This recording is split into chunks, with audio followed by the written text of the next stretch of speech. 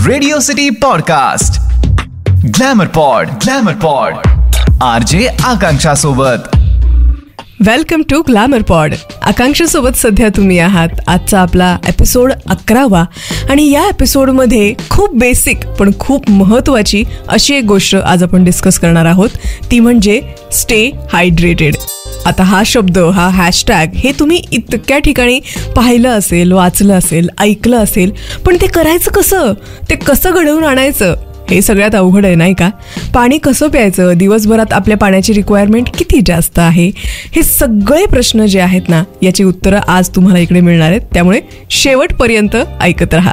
चला मग आजच्या आपल्या या एपिसोडला सुरुवात करूयात आणि हाऊ टू स्टे हायड्रेटेड, ते सुद्धा अगदी ब्लोटेड फील न होता, याबद्दल सगळ्या काही बेसिक 5-6 टिप्स अँड ट्रिक्स ज्या आहेत त्या मी तुम्हाला सांगणार आहे.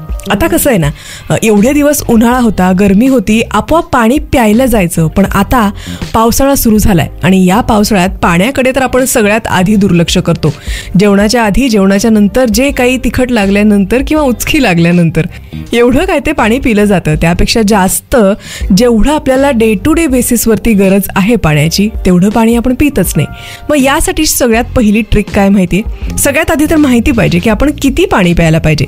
आता प्रत्येकाच्या शरीरानुसार, त्याच्या वेटनुसार पाणी पिण्याची गरज जी आहे ती चेंज होते. त्यामुळं सगळ्यात पहिला मुद्दा जो आहे की आपण पाणी किती प्यायला हवं. आता बेसिकली एक स्टँडर्ड माप दिलेला आहे की 20 किलो मागे 1 लिटर पाणी आपण प्यायला पाहिजे. फॉर एक्झाम्पल, जर का तुमचं वजन 60 किलो असेल तर तुम्ही 3 लिटर पाणी कमीत कमी दिवसातलं प्यायलाच पाहिजे. आणि एवढं आपण जी काही गरज आहे ती आपण भागवली पाहिजे.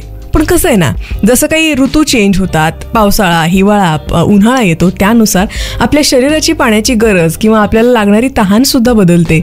जर तुम्ही कुठल्या बर्फाळ भागात गेलेला असाल तर तिथे पाण्याची तेवढी गरज लागणार नाही. या उलट वाळवंटात गेल्यानंतर जी काही परिस्थिती होईल ती. सो एक बेसिक माप एवढं ठेवून की 20 किलो मागे 1 लिटर पाणी, यानुसार आता तुम्ही तुमच्या वजनानुसार कॅल्क्युलेट करा की तुम्हाला किती पाण्याची गरज आहे on a day to day basis.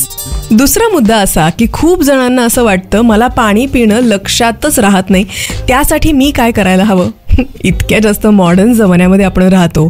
आपल्या मोबाईलमध्ये 1760 वेगवेगळे ॲप्स आहेत आणि वॉटर रिमाइंडर नावाचे ॲप्स सुद्धा मोबाईलमध्ये आलेले आहेत. ते घ्यायचे नसतील तर ॲटलिस्ट अलार्म लावून ठेवा. त्या अलार्मला अशी काही टोन लावा की ज्यावरनं आपल्याला पाणी पिण्याचं लक्षात राहील आणि काहीतरी मोटिवेट करणारी अशी टोन लावा.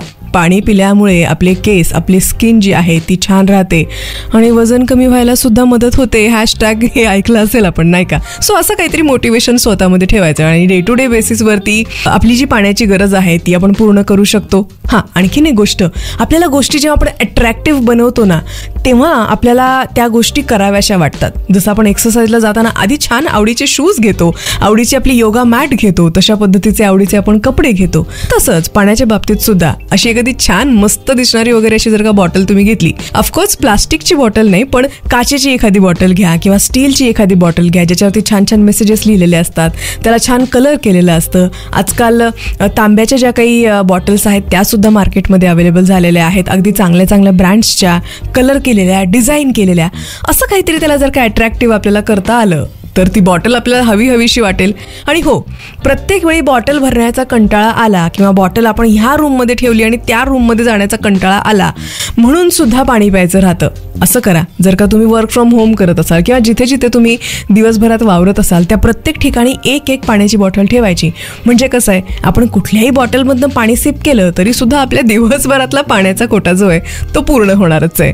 कसं आहे ना, आपलं म्हणजे फायदा आपलाच असतो, पण आपल्याला त्याचसाठी स्वतःला ट्रिक करावं लागतं अशा वेगवेगळ्या पद्धतीनं.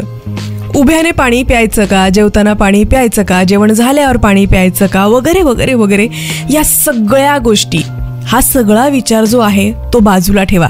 पाण्याची आपली गरज जी आहे ती पूर्ण झाली पाहिजे दिवसभरात. आता उभ्याने पाणी प्यायलं पाहिजे का, उभ्यानं पाणी पिलं तर ते डायरेक्ट गुडघ्यात जातं, इथपर्यंत सुद्धा सांगणारे लोक आहेत. पण जर आपण सायन्स शिकलेलो असू शाळेमध्ये तर आपल्याला इतकं बेसिक माहीतच आहे ना की जर आपण उभ्यानं पाणी प्यायलो काय, बसल्यानं पाणी प्यायलो काय, पाणी जे आहे ते आपल्या डायजेस्टिव्ह ट्रॅकमधनं ते ओव्हरऑल तशा पद्धतीनं ट्रॅव्हल करणार आहे आणि त्याचं ज्या पद्धतीनं डायजेशन डायजेशन व्हायचं ते तसंच होणार आहे. गुडघ्यात जायला त्याला कुठली वाट आहे का हो? जर का आपण तोंडातनं पाणी घेतलं, आपल्या घशामध्ये ते जाणार आहे आणि तिथून पुढचं त्याचा प्रवास सुरू होणार आहे. ते गुडघ्यात कसं जाईल? आता बसून पाणी पिण्यामागचं कारण काय आहे की आपण जेव्हा सगळ्या गोष्टी माइंडफुली करण्याचा विचार करतो, बसल्यानंतर आपली बॉडी जी आहे ती एक थोडीशी शांत मोडला जाते आणि म्हणून कदाचित आपल्या मोठ्या लोकांनी म्हटलं असेल की बसून पाणी प्यायला हवं. कसं आहे ना, प्रत्येक वेळी गोष्टी अवघड करण्याची गरज नसतेच. कधी कधी गोष्टी सोप्या असतात आणि आपण त्याला कॉम्प्लिकेट करून ठेवतो. गरज काय आहे आपली शरीराची पाण्याची, ती आपल्याला पूर्ण करायची आहे. मग बसून जमत असेल तर प्या ना बसून, किंवा कधी कधी घाई गडबडीत उभ्यानं प्यावं लागलं तर त्याचा अर्थ असा नाहीये की लगेच आपल्याला उद्यापासून काही त्रास सुरू होणार आहेत. त्यामुळे टेन्शन लेणे का नाही, एकदम चिल करणे का पाणी पी कर. जेवताना पाणी प्यायला पाहिजे का, किंवा जेवण झाल्यावर पाणी प्यायला पाहिजे का? बऱ्याच लोकांचं असं असतं की आपला जो जठराग्नी जो आहे तो मंदावतो आणि म्हणून जेवणाच्या आधी किंवा जेवणानंतर किंवा जेवता जेवता पाणी प्यायची गरज नाही, पिऊ नये, नाही तर आपलं डायजेशन खराब होतं. अशा सुद्धा बऱ्याचशा गोष्टी तुम्ही ऐकलेल्या असतील. आता यात खरं काय खोटं काय, आयुर्वेद काय म्हणतं यापेक्षा आपलं शरीर आपल्याला काय सांगतं याला ऐकलं तर बरं होईल नाही का? ज्यांना तसं फॉलो करायचं असेल ते तसं करू शकतात फॉलो. पण जर का जेवताना ठसकाच लागलेला आहे, खूप जास्त तिखट लागलेलं आहे, जेवणाआधी नेमकी तहान लागलेली आहे, तर मग काय करायचं? शरीर आपल्याला मागतंय पाणी आणि आपण त्याला म्हणायचं की नाही, मी तुला काय सांगितलंय, जेवणाआधी पाणी प्यायचं नाही. तसंच मान्य करायचं असेल तर ठीक आहे, थोडं थांबून 10-15 मिनिटांनंतर जेवण करा. पण शरीराचं ऐकणं, शरीर काय मागतंय ते ऐकणं जरा जास्त महत्त्वाचं आहे, या सगळ्या मिथ्स अँड फॅक्ट्स आणि या सगळ्या गोष्टींवरती विश्वास ठेवण्यापेक्षा. बरं, तुम्ही आत्तापर्यंत ऐकतच आहात तर जाता जाता आणखीन एक छान टिप जी आहे ती तुमच्यासाठी देऊन जाते. पाणी पिण्याची गरज जी आहे जेव्हा आपल्याला जाणवते, किंवा जेवणाआधी जेवणानंतर पाणी पिणारेच खूप लोक आहेत, अशा लोकांनी काय करायचं माहिती आहे? ज्यांना आपला डे टू डे बेसिसचा पाण्याचा कोटा, पाण्याची गरज जी आहे ती भागवायची असेल तर पाण्याची टेस्ट आवडत नाही म्हणून सुद्धा पाणी न पिणारे बरेच लोक आहेत. अशा लोकांनी छानपैकी एक डिटॉक्स वॉटर तुम्ही तयार करू शकता.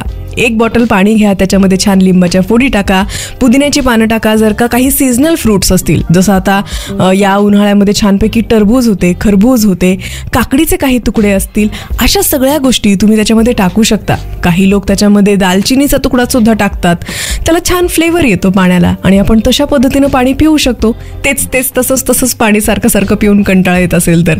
त्यामुळे या सगळ्या गोष्टी, टिप्स अँड ट्रिक्स तुम्हाला ज्या फॉलो कराव्या वाटतील त्या करा. फक्त सांगायचं काय उद्देश, आता उन्हाळा संपलेला आहे आणि पावसाळ्यामध्ये सुद्धा आपल्याला पाण्याची गरज आपल्या शरीराची कशा पद्धतीनं पूर्ण करता येईल त्यासाठीच्या या काही बेसिक टिप्स अँड ट्रिक्स जर तुम्हाला आवडल्या असतील तर नक्की फॉलो करा आरजे आकांक्षाला इंस्टाग्रामवर सुद्धा, आणि इकडे ग्लॅमर पॉड ज्या ठिकाणी तुम्ही ऐकताय तिथे सुद्धा.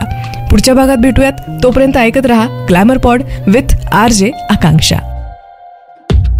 Radio city podcast glamour pod RJ Akanksha सोबत.